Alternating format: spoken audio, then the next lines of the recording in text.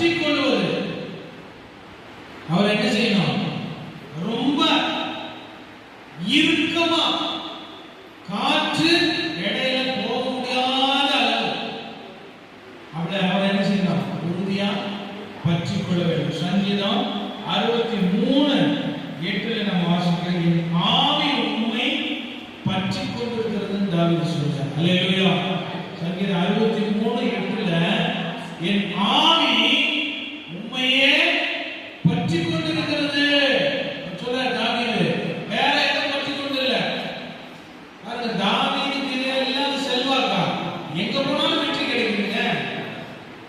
அத அவர் முக்கியத்துவம் படுத்தல. அந்த அரசாட்சியை அவர் பற்றி கொள்ளல.